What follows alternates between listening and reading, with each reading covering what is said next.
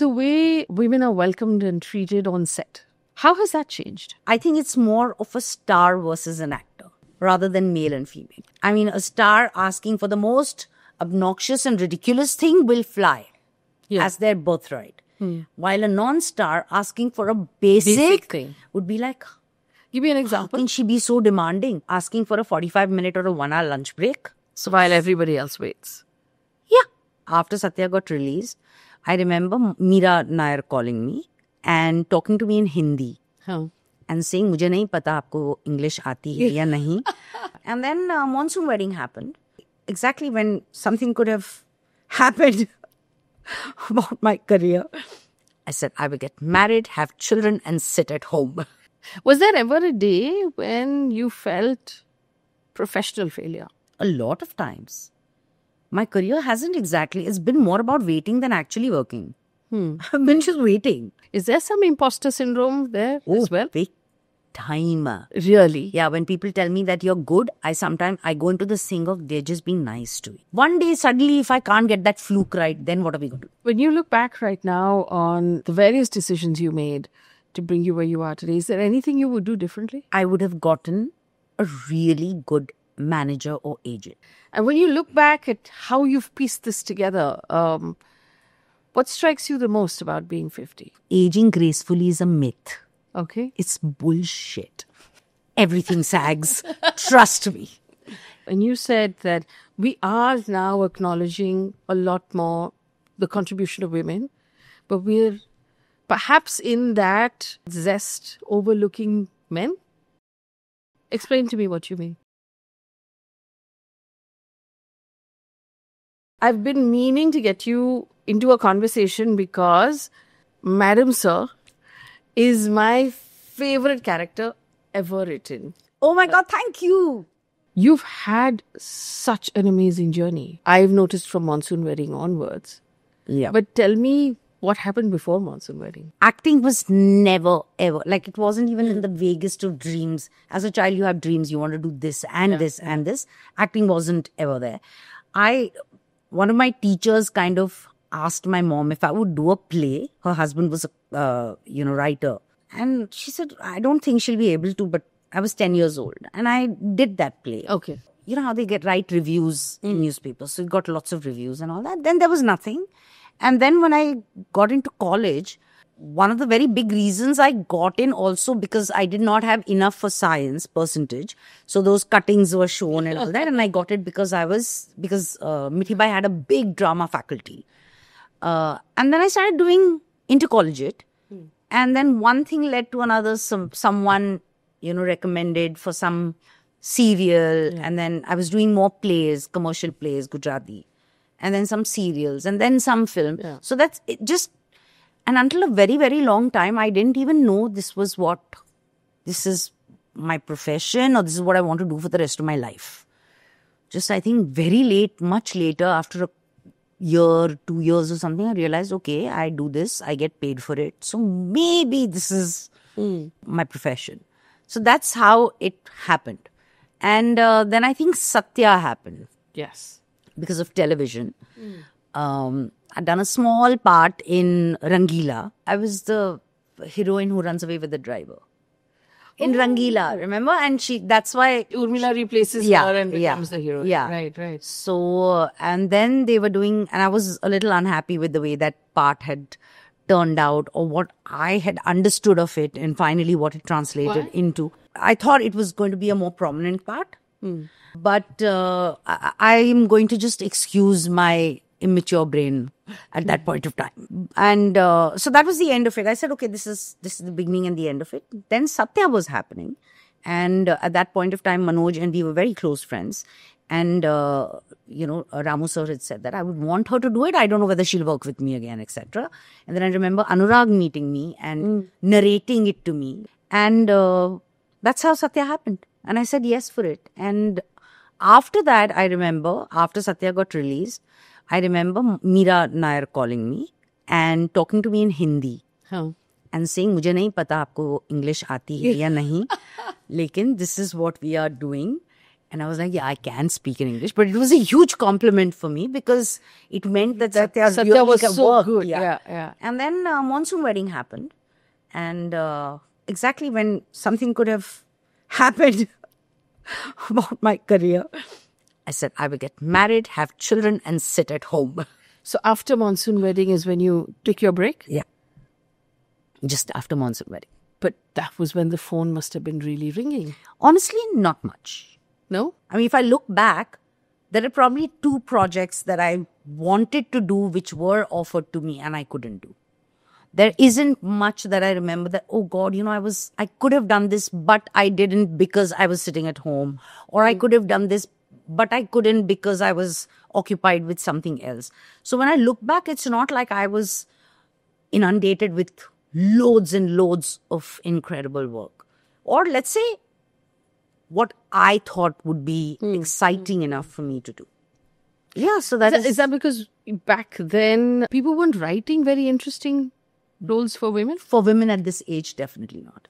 Because in films, I mean, sadly, during that time, in the 80s and all that, she was, when you had to be a lead in a film, a heroine, you had to look pretty. You needed to know how to dance. You had to be of a certain age, which was 18 to 25. After that, women didn't exist. Women didn't exist, yeah. Or they were mothers or grandmothers or great-grandmothers. There was nothing more than that they could offer. I'm so glad it's changed because Faye, when you look back at the 60s and 70s ka films, there are so many films which are so strongly women-led and women-oriented and fabulous characters and films. But then there was this whole lull where I just think I didn't fit in anywhere. And then OTT happened. So there was a long gap of working sporadically, probably one project in 2 years, one project in 1 year, depending on what I liked to do. I mean, my career actually started after Delhi Crime, to say so. Yeah. Yeah. But I want to take you back to the sets of Monsoon Wedding because what a cult classic. I mean, I watched it recently, rewatched it. What a film. And as an audience member, we had nothing close to it. Right? Yeah, true. There was nothing. It's a cult. Yeah. It was just, wow, that actually happened. Whoa, that actually happened. Right? Yeah. What was that set like with that ensemble, which is an amazing group of people? So, first it was like a big acting camp that we all went. Okay. It was like we were all in Delhi, almost I think 15 days before the film shoot, 10 to 15 days before the film started. Right. So we'd start with yoga in the morning. And then Meera would get this massive, big spread of breakfast. And we'd all have breakfast together. And then we'd get into a acting workshop or a theatre workshop with Nasir Bhai. And then after that, there would be lunch break. And then she would pick 1 or 2 scenes and then we'd work on that. So that is how we prepped for the film. And I think the last couple of days, we were actually rehearsing on set because we were shooting in a bungalow in wherever. I don't know. And we had Declan Quinn, who was the DOP. And it's one of those first experiences of handheld camera, which is a lot now. I mean, DC is completely handheld. Delhi Crime 1, there was 1 shot on a tripod. 1 shot in the entire show. Everything else was handheld. Yeah, everything else was handheld. So it was all of us together, living together. We almost became like a family. And then shooting. I enjoyed it, but I did not understand the magnitude of that film while it was being made. While I was working on it. I did not understand how rich the experience was. I loved it. And I was like, oh my God, how lucky am I to get this? But today when I look back, I realize what an amazing experience for an actor who's just beginning. A lot of times I go into this thing of, so what have I done in life? What do I have to show for? And it's one of those things that when you look back and you say, okay, this is what I have to show for. I remember I was in Delhi, I think probably shooting for Delhi Crime. And I'd come back after a long day of shoot. It was in the hotel lobby. This gentleman and this lady, they came and met me. They were around 60s and they came and only the man was speaking to me. He was a much elderly gentleman. And all she did was she was holding onto my hand tightly like this. All she did was that, not saying a word. I'm still getting goosebumps when I think back. And he said, "We love your work and everything." I was like, thank you so much. And she wouldn't say anything. And then he said, she went through what Ria went through when she was a kid. She did not talk about it. Ria gave her the strength to speak about it. Wow. I'm getting goosebumps. I mean, that is when it struck me that, I did make a little bit of a difference beyond entertainment, and two, what that meant. I mean, once the film released, of course, when we friends sat together and we would talk about it, I don't think I've met any person who hasn't been through an experience. It could have varied in magnitude.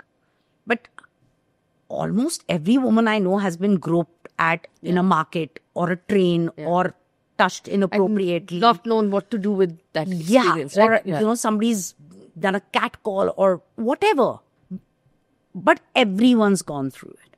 She kind of was probably one of the first people, at least in Indian cinema, who spoke about it. And how many have gone through it in their family? Yeah. So many. There's this beautiful moment in that film where she finally speaks her truth and he calls her a liar. Yeah.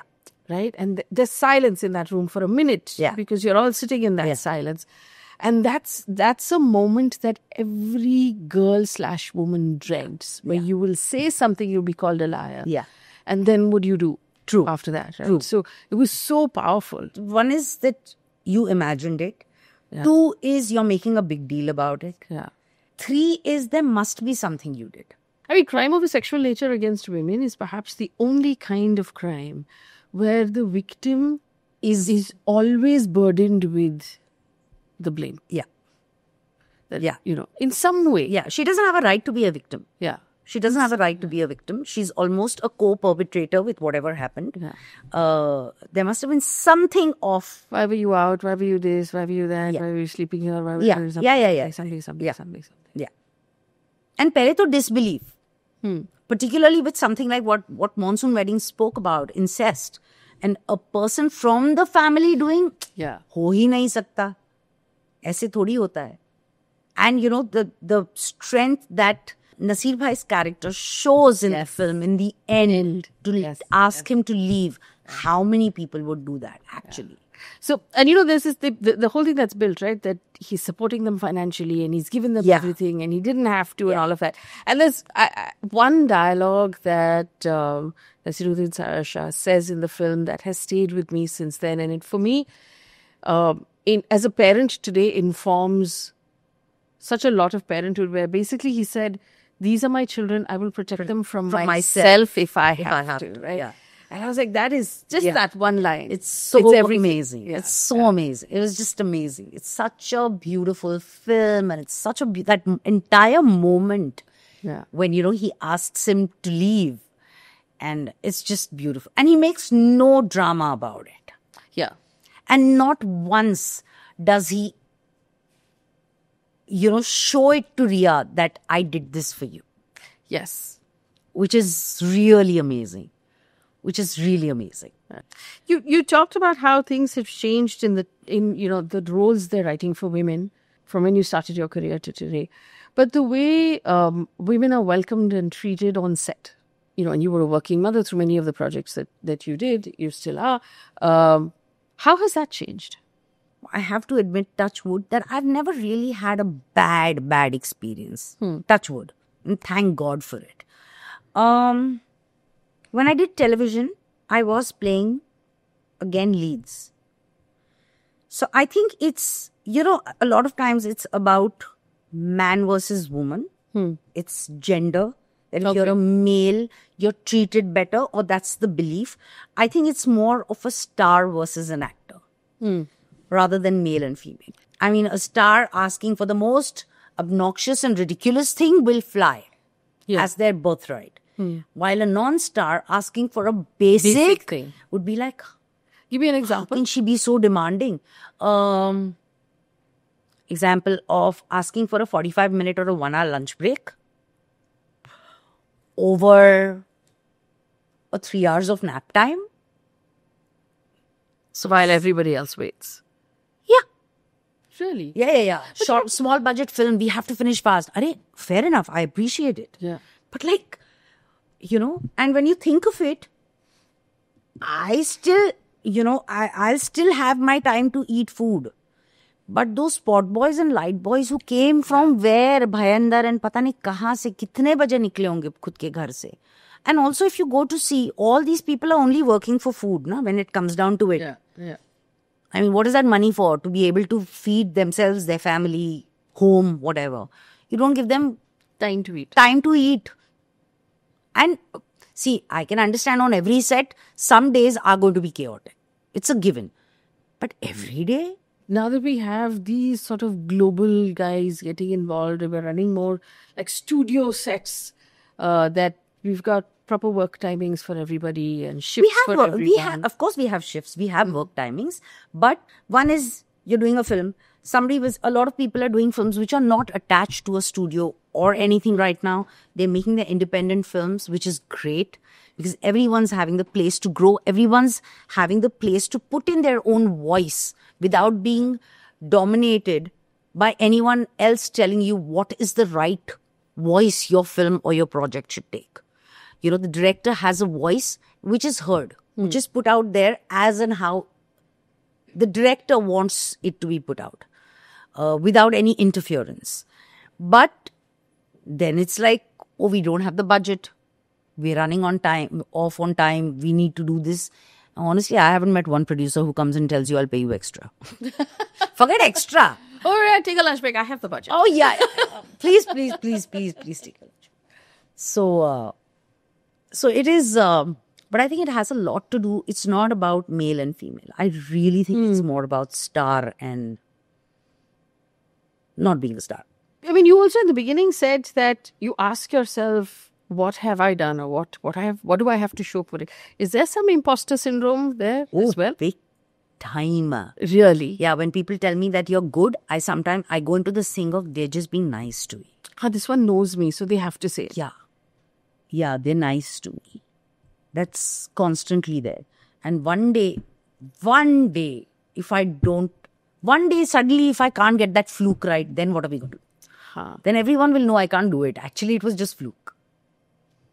I'm terrified of going in front of a camera. Still. Terrified. And if someday if I find that today it wasn't that tough on me. Like in terms of, it came easily. Immediately and I'm not exaggerating, this happened recently. I said, oh, today I just flowed. And I was like, I must have done it badly. Oh, because it didn't kill you? Yes. It must have been Yes. wrong. Yes. If it didn't make my life miserable, if I wasn't, traumatized by, oh my God, how am I going to do this and whatever, and it just flew. Didn't feel like Then I did not do enough hard work. So it is. So the beauty is in the pain. The beauty is definitely in a lot of hard work. Was there ever a day when you felt professional failure? Oh, a lot of times.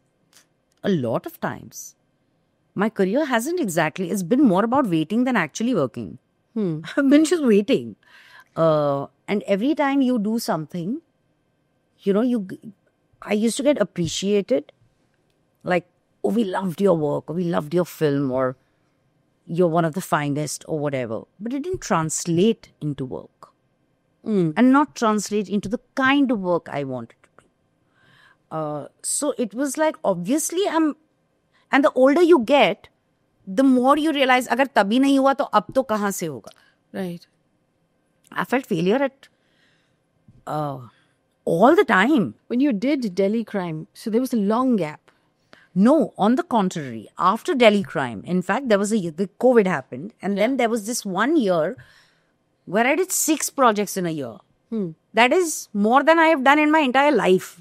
Where I did in 1 year was only work. And I was like, oh my God, I have arrived. And how? That was a fluke year. That was it. But a lot of good work started coming my way. And when I say good work, it was about, of course, OTT has a big part to play in it, where, every character, no matter the age or gender, when I say gender, I don't just mean man and woman, I mean gender. Everyone has a place and is given due importance, Yes. which OTT kind of, made that Creates happen. space for. Yeah. And that kind of translated with DC, where at my age, I was playing the lead. So it was this thing of, she can play a lead, one. Two is she can be put into even commercial projects, Yes. being a part of the center, being one of the primary characters. So it all kind of changed, which was great. So DC kind of actually made things happen. Before Delhi Crime, there was a long, long, long wait of just waiting. How did Delhi Crime happen? Where did it come from? How did those conversations come about? So Mukesh Chhabra called me and said there is this director. He's from UK and he wants to meet you and talk to you about this thing. And I met Rishi Mehta.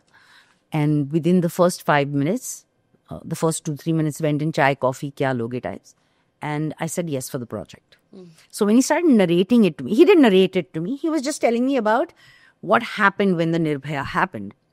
And I'm thinking, what does he want me to play? The mother? Or what does he want me to play? He's telling me, this happened and this was the kind of uproar that was going on, etc., etc. And he said, the next 5 days. So this is not about that. It is about the next 5 days that followed. And it's about this woman who cracked the case. And I was like, no, there's no way in hell he's asking me to play the lead. Really the cop, yeah. No chance in hell. And I said, he finished and I was like, so you want me to play? He said, I want you to play Vartika. And I was like, and I remember my agent sitting there. He said, we'll read it and come back. I was like, no. And it was actually just as simple as that. And I took back those 8 episodes. And I said, give me 2-3 days to finish reading and I'll get back to you. I'm doing it, but let me read it anyway. And I think I finished reading it in 2-3 hours. Yeah. Called him back and I said, I'm on.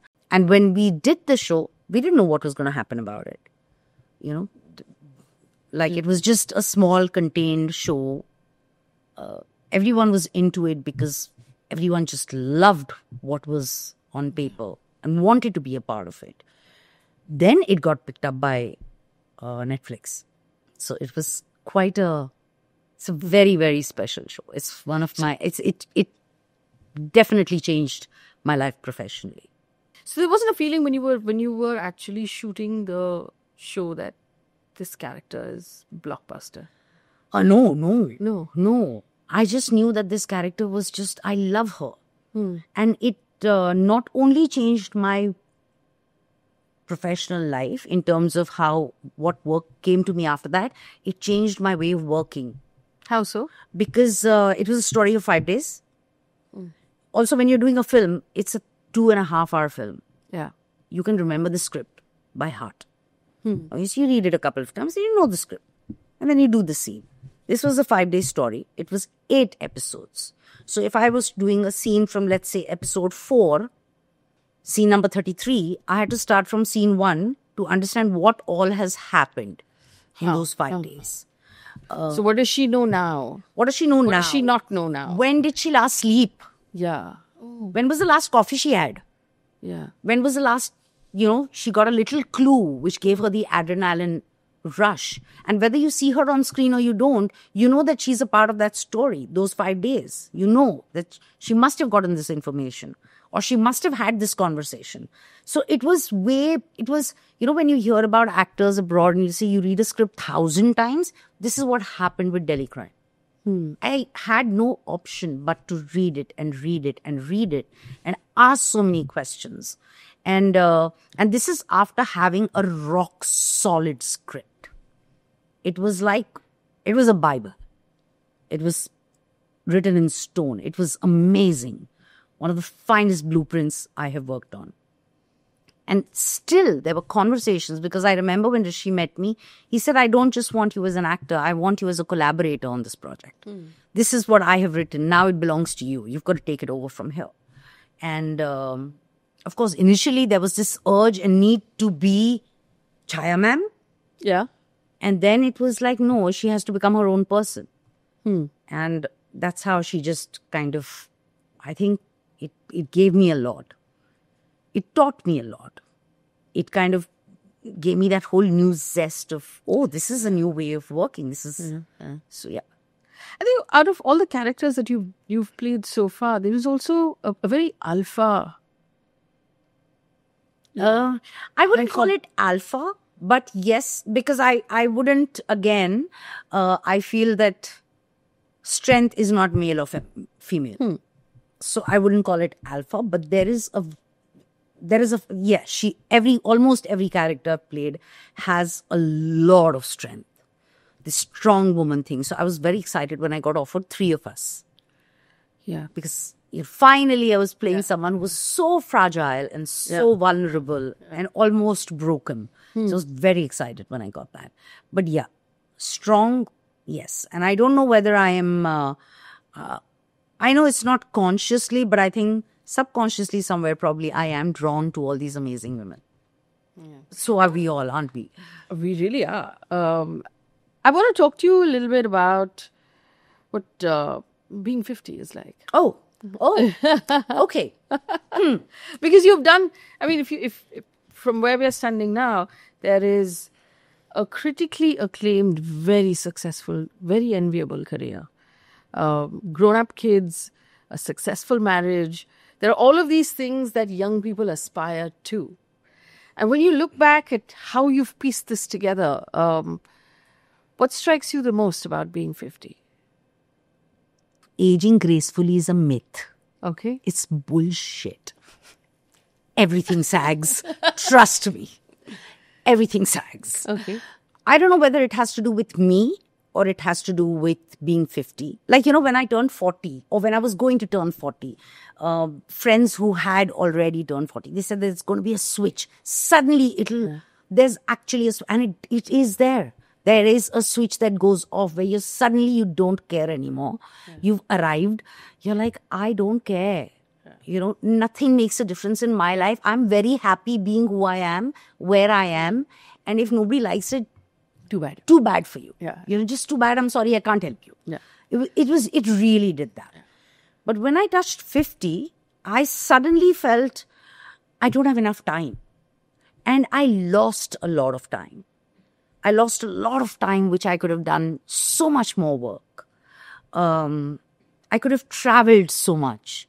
I could have done so much more. I did not. Also, I like to believe I'm not very vain. I don't like to see myself in the mirror. But unfortunately, what I do is going to be there for posterity and it's going to be seen forever.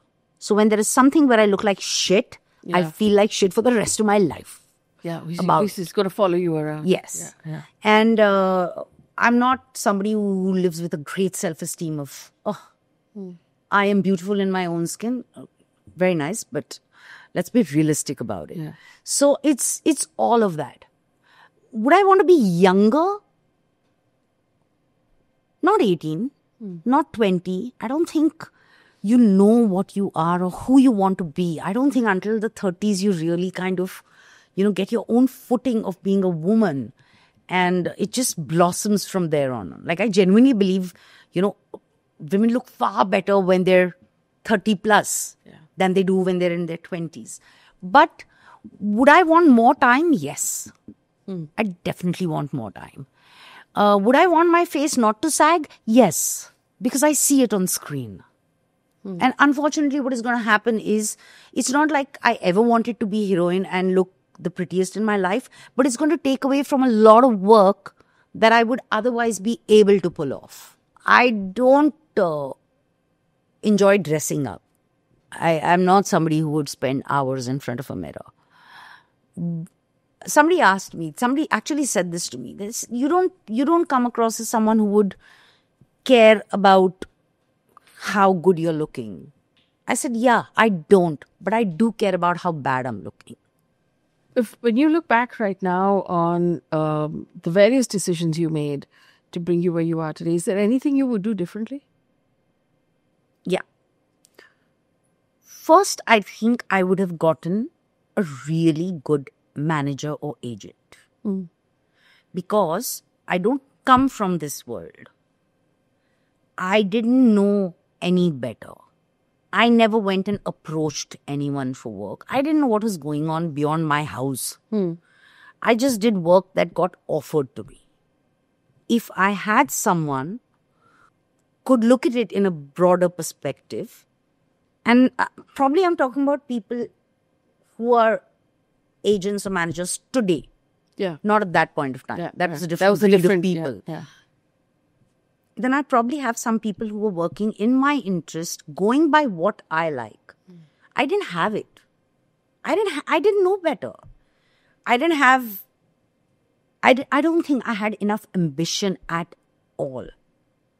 You know, I never had this thing of, I want to be this. I was very easy about it.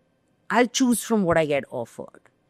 I thought it was below my dignity to ask for work. I mean, I'm unabashedly, I appreciate. And I say, I would love to work with you. And why not? When I see something good, I find out the number and I message the person. I mean, I may not always say I want to work with you, but I find the need to tell the person I love your work. And why not?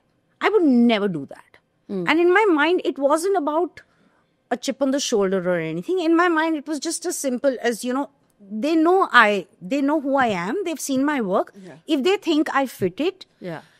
then they'll call me for it. But that's not how it works. Is that your advice to someone who's starting off now? And see, there is that the usual, like, mujhe star banna hai. But the people who have some confidence in their skill to a point where they say, I want to be a Shefali Shah. What's your advice to that person? They need to see a shrink. No, but really. Wow.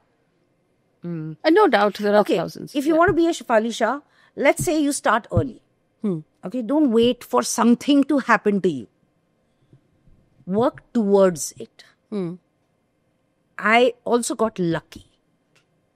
I got lucky because I was at the right time when OTT hit its peak. If it wasn't, I would still be waiting. I'm very proud of the work that I have done. I'm proud of being a part of all the projects I've done. But that's not good enough to make an entire career. Also, if you really love what you want to do, why not do it more often? If I had stopped waiting, if I'd had someone working towards it, if I didn't have the brain or the strategy, if I'd gotten someone who did have that thinking capacity and strategy and reach and contacts, I probably would have done far better than I have today. So, don't wait for luck to happen to you. Like if you want to be an actor, just go all out and take that chance. Just don't play 75 when you're younger, because then that's the end of your life. But I think just go out and take chances. And it's a great time to do that right now. Would you say it's more important to be in circulation and to just keep doing projects, or to do only selective projects that make sense to you? I would choose selective projects any day. Any day. Like I said, I've done more waiting than actually working, but I don't regret any project I've done. And I think it comes from the fact that I never compromised on my instinct. I go over time I've realized, okay, my instinct works. So if something's not, the moment I hear it, if I'm not like, oh my God, I have to do this, then there is something, if the moment I start finding reasoning to it, then it kind of goes a little, I realize it's not.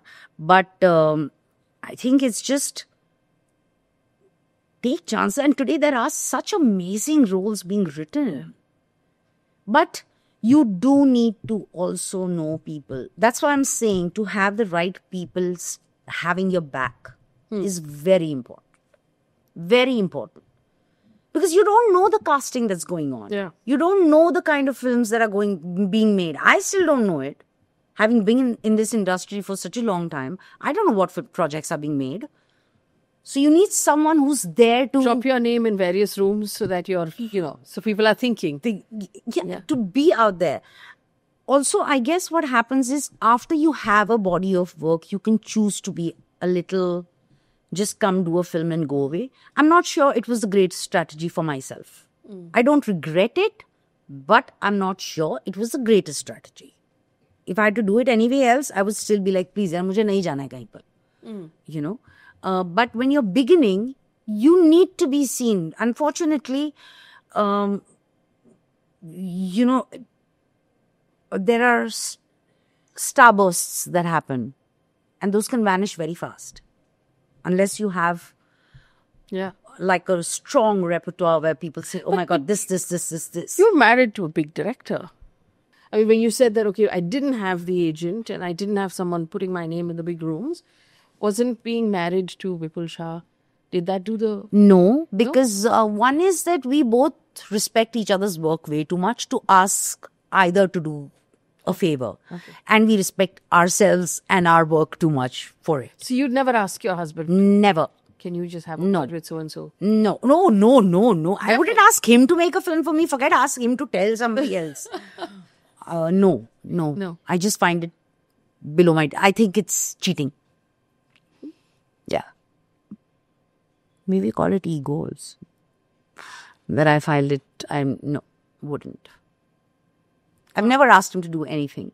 And in fact, when he's asked this question, he says she keeps saying no. Every time I ask her for something, she says no. Yeah. So we wouldn't do something, we wouldn't work together unless we both know we are the right fit. You are doing something together now. We just did a film together. Okay. It was great fun. And it'll release whenever they decide to release it, I guess this year sometime. And it's a heist. And he's directed it. And he's a producer. And there's Jaideep and me. And there is Abhishek Banerjee. And fab cast. What a great cast. It's a fab cast. And it's a fun film. And we had a great time doing that film. What was it like being directed by your husband for the first time? Vipul is a very chill director. Okay. I was talking to somebody very recently and I said the director kind of dictates the mood of the set. If you have a freaking out director, the mood on the set is edgy and restless. If you have somebody who's in a foul mood all the time, luckily I haven't worked with anyone who's been like that. Barring one, I think. But no. I knew you were going to ask. But I'll tell you later. But so he's very chill to work with. He's fun to work with. Tell me this, we talked about failure, but you're obviously now at a point in your career where there's acknowledged success. And with acknowledged success comes fame, comes fortune, comes recognition. What does that feel like? Are there ways in which you are celebrating your success? So recently, having a conversation with my sons about something. And they're very aware that they have a privileged background. They come from a privileged background. And I come from a lower middle class family. And it's very difficult to outgrow that. I'll always think like that. Yeah. So recently we were talking about something and I said, yeah, but it doesn't matter to me because I'm not materialistic and whatever. So he said, Mom, 1 minute. You would choose to travel in this car if you're going on a long shoot, on a long drive to a shoot. So I said, yeah, because I'm old and I have a back problem, dude. I later started thinking about it. And I said, why am I feeling guilty for wanting something? What is wrong in wanting comfort? What is wrong in wanting luxury or enjoying it if you have it? My life depends on it? No. Will I fall apart if I don't have it? No. But if I do have it, if I've worked hard for it and I've earned it, why can't I enjoy it? There was one thing though that I forgot to mention earlier when Dil Dharakne Do, when you did it, and I remember seeing the film, my first thought was there's not enough age gap between mom and those two kids. Right? Yeah. But there was this one scene, this dinner scene, where Anil Kapoor basically is complaining about the dinner and he says, "Ho gayi tumhari weight loss, ye sab kuch." Haan. And your character doesn't say a word, but doesn't need to say a word. I believe that your expression in that moment of silence should be taught in acting schools. Thank you. That's very Because sweet of you. there's such a lot of work that happens in that moment. Is so well done. So, like, it was every woman. Like, every woman has had that moment. Yeah. And everyone, I'm sure all of us felt ourselves in that moment. And you did such a brilliant job in that. Like, Thank you. That I would be amiss to have met you and not brought that up. So sweet. Thank you. And I'm glad you picked up that moment because most people talk about the cake eating scene. No. Which, it was, Which I think belongs to the director. That moment belongs to the director. Yeah. It was on paper. Yeah. Whoever would have done it, it had to work. Yeah. It had to work. But, it's just so many women. And when I did Dil Dhadakne Do, that was a woman I'd never met. I don't come from that strata. Yeah. Right? She's the farthest from me as a person. Every other character has a part of me. Yeah. But one is she's very pretentious. She lies. She's manipulative. Yeah. She loves the power dynamics. She's ready to tolerate that infidelity even. Yeah. Public infidelity. So that she belongs still to this world. Of course, the underlying was how broken is she? Which she tells him that I had nowhere to go. Where would I have gone? My term for women like this, they're hostages of the patriarchy. That's they have to survive in that structure. And so they build the skills necessary in order to survive in that structure. It is a survival thing. So for me, that was like, I really didn't know how to navigate this woman. And when we were promoting it, and I remember going to Delhi, and somehow, I'm not trying to judge a city, but it's very... Yeah, it's very... The film is... It's very based Delhi, there. And there were so many women who came up to me and said, this is my story. And I just think there was so much bravery in being able to even come up and say that. Yeah. Like to actually come and tell me that I feel this is what I go through. But she was the farthest from me as a character. We were chatting a little while ago and you said that we are now acknowledging a lot more the contribution of women, but we're perhaps in that zest overlooking men. Do you explain to me what you mean? What we were talking about earlier, okay? Like a lot of times you put others above yourself. Yes, I come from a privileged place where I was never forced to doing something, but then I've seen my mother do it, and it's just it goes without saying that I want to do it. I was never forced. I've never been told how to take care of my house. It's a choice I make. Or what I decided not to work for my children, or I think parenting is a very, very tough job. Motherhood is one of the toughest jobs you can do in the world, or even be a homemaker. Yeah. Does that undermine what men go out and do? No. Because they do work. Yes, probably we do more of the emotional heavy lifting, but the men are also doing their own bit, right? It's not like, I'm talking about responsible people who are as dedicated to their family as we are. Okay. They are choosing to work extra hours rather than going out and sitting and having a beer with their friends. Today, if my husband can go out with friends, the same goes with me. Or rather, I can go out. In fact, I have more friends than my husband does. I'm the one who'd probably go out more than he would. Just because he's not sitting at home and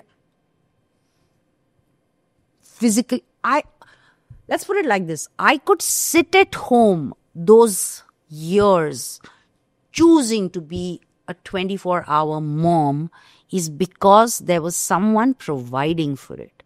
Yeah. if I didn't have that luxury, I wouldn't have the luxury of being a stay-at-home mom. Or, for example, when, I also think in the need to make a noise, we've forgotten the need to kind of prioritize on what you're making the noise. My husband asked me for a glass of water is equivalent to he asked me to leave my job and sit at home. No, it's not.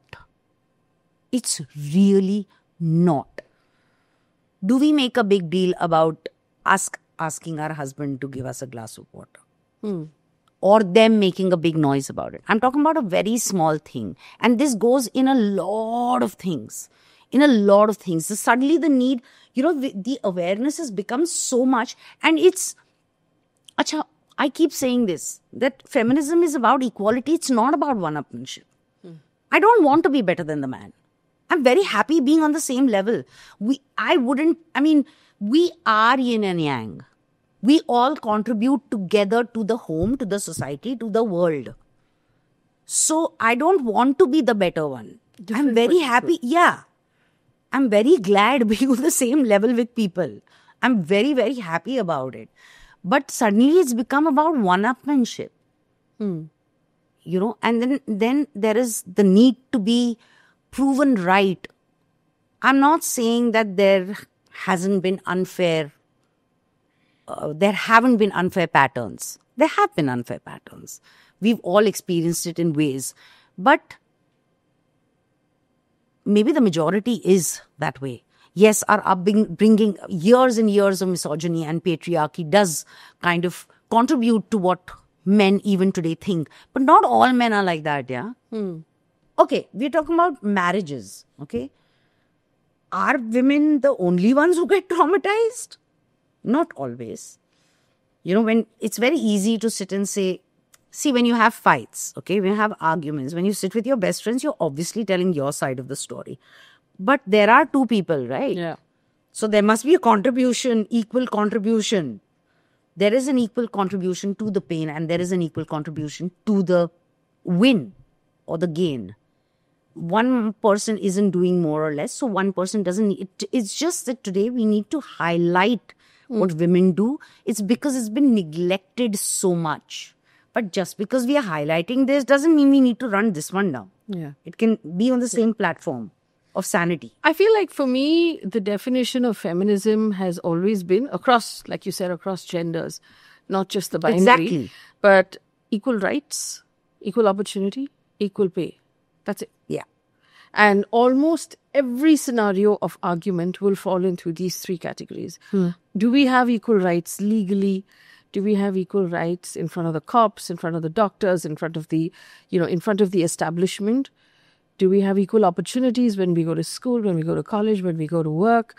And do we have equal pay for the same work that we do? Besides the last one, I don't know if the other two are compromised so drastically. My girl child would get in my home. But let's say, for example, I came from a lower middle class family. My parents worked very hard, put me into this very good school, which at that point of time was one of the best schools around. Okay? Yeah. Just a year before me, it was a co-ed school. So, a girl child from a different background was being put into this school. Did the school treat me differently than it treated the boys? Not that I can think of. True. So I'll tell you where the difference is. If we look at India, or we look at any part of the world, actually, in many parts of our country, girls would get admission into great schools, but they won't have the safety to walk down the street after 6 o'clock. True. To go to that school. And so if it runs a little late, it'll become a question of whether or not she can continue. Or no. Whereas her male sibling perhaps wouldn't have that. And for me, I think the starkest example of this was when that young doctor was raped and murdered inside a hospital where she was on a night shift and she decided to just shut her eyes. A male colleague in the same position would not have faced that same fate. True. And so every young doctor in a hospital is now going to Think. every parent whose daughter is in that position. Doctors, right? So you're at the top 3% of your entire population. And that is true then for everything at the bottom. So True. Can you stay in the library later to study and then come home after dark? True. Perhaps not. True. Can you, so it comes up, can you take a job that has a night shift? Will it make your parents uncomfortable? So equal opportunity doesn't always mean did you get the job. Equal opportunity means does society create a space for you Safe enough for you which to is be equal. able to. So you can compete on an equal platform with your male colleagues or your male siblings or your male cousins or whatever the case may be. True. Can you take any job at all or will there be a, I get what you're saying. I completely. And like I said also, na, that we are coming from years of damage. But are we kind of, and very correctly, because this is something that I keep saying, that why are we only talking about male and female? Yeah. I mean, today, though, it's not only about male and female. You know, there are so many genders. Is anyone protected enough? And in today's world, particularly, you worry as much about a boy as you do about a girl. If anything, we should have worked the other way and made it more protective for the girls and safer for the girls as well. But with the way the world is moving, I worry about my boys when they are out. Agar kisi ne gaadi cut ki hai, you can't, today it will not be just about tu mein. You don't know who's carrying a gun. You don't know who's carrying a knife. You don't know where this is going to lead. So the fear is for everyone's safety. And because we come from such a long generational damage of certain kind for women, we kind of undermine. So I'm not saying the pain or the need of liberation for women is lesser. It is more. It is paramount. But does that make a man's requirement, need or appreciation any lesser? No, it doesn't. It doesn't have to be one or the other. Yeah. It can be and. One and two. You know, that's all I'm trying to say. So I feel that it kind of gets, I think we dilute it somewhere to a certain extent. And it's not fair. It's just not fair. If I were to ask you what your biggest teaching to your kids has been, that if you, the same thing, the one thing that you tell them over and over again, that you want them to learn from your experience, what would that be? Honestly, in today's world, I would tell them you have to think before you react or do something. Give it a 5-minute thought before you do something, because you'll probably come up with a saner, instead of an impulsive action or reaction. I'm an impulsive person. Vipul is not. You know, he'll give it that time. He'll give it that time to think. And it's just that enough time to breathe, to be able to get it aligned and figure. Because a lot of times, a lot of situations go totally south because of the way it's reacted to. You know, when the kids were very young, somebody told me this. She said, you've got to pick the battles you want to fight. Everything does not have to be a fight. Chef, thank you so much for chatting with me. It's been awesome. It's been lovely. And I wish you really, really good luck. Thank you. Thank you so much.